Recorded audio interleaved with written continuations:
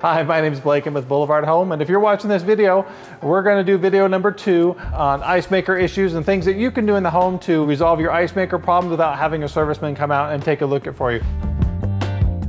With this video, we're going to cover 6 additional tips that you can check yourself on your ice maker to get it functioning again for you and producing ice. Number 1 is this. We have an LG unit here.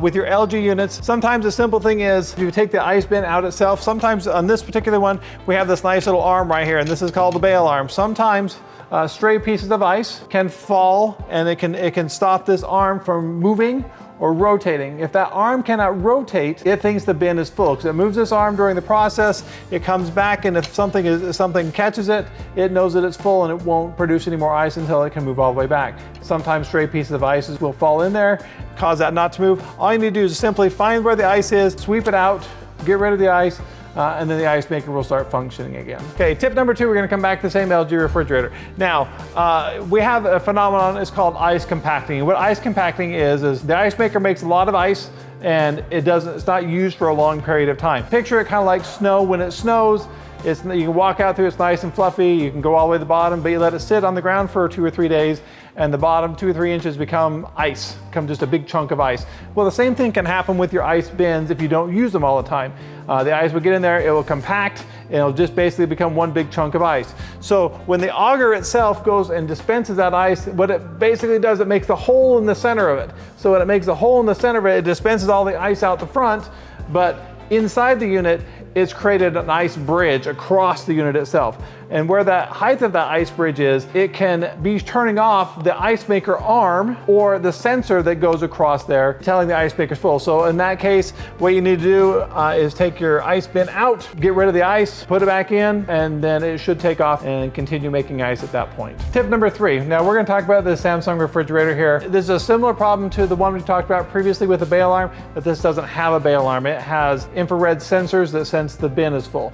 So on this unit, what can happen is we're going to pull this out, we're going to take and pull the bin out, and we're going to put the bin up here. We do have a sensor. Now the sensor shines from the very back of the unit here, and it shines right up here to where my finger is behind this piece here, and it shoots an infrared beam, and that infrared beam is what shuts the ice maker off if it's full. So sometimes you'll have ice that will fall and it'll actually just get wedged. And when it gets wedged, it breaks that infrared beam. So as long as that infrared beam is broken, the ice maker will not produce any more ice. So all you need to do is simply open it up, see if there's any ice that's caught along this edge right here.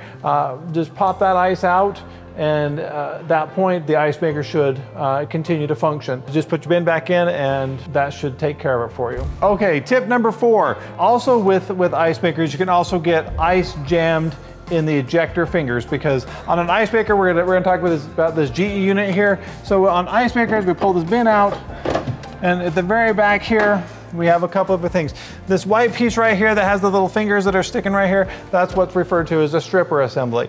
And you have the fingers, which are right on the back side of this, and that's what actually pushes the ice out and into the bin.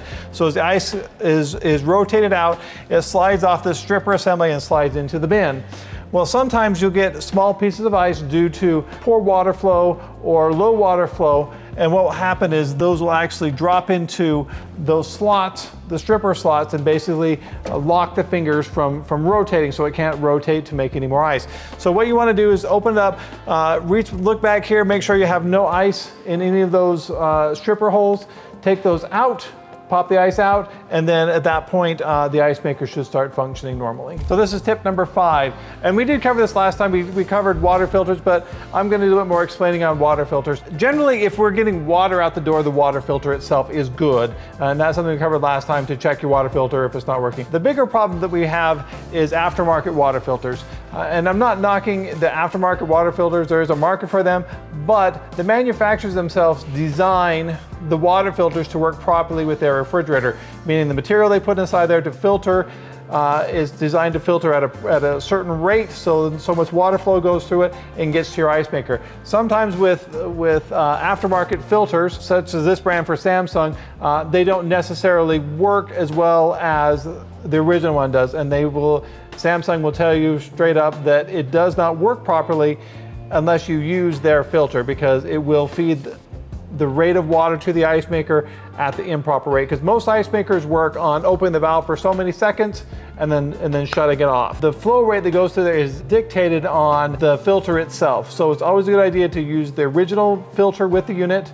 and not use aftermarket filters. Tip number 6, in the St. George area where we live, our groundwater gets to be fairly warm during the summer months. During the summer months, we do recommend that you turn your refrigerator down to -2. Now, it's gonna make your stuff in your freezer pretty hard, but our groundwater during the middle of the summer, by the end of August, 1st of September, our groundwater is approaching 73, 74, 75 degrees. So if we leave our temperatures warmer, like 0 or even above, the ice makers generally don't work as well during the warmer season. So during the summer months, or when it's unseasonably warm, or you're gonna have guests come in, turn your freezer down a couple degrees, give it 24 hours for the refrigerator to accommodate that new temperature, and then your ice will be producing faster than what it normally would be producing, because you're probably burning through a lot more ice, especially during the summer months with the heat that we experience here. If you like this video, please click like and subscribe to our Boulevard Home channel for this type of video, or new videos coming out to assist you with your appliance problems. If you have any comments, please leave them at the bottom and we'll be happy to reply to those. If you've tried everything in the previous video and everything that we've recommended in this video, at this point it's probably time to call a qualified service technician and get that ice maker working for your enjoyment.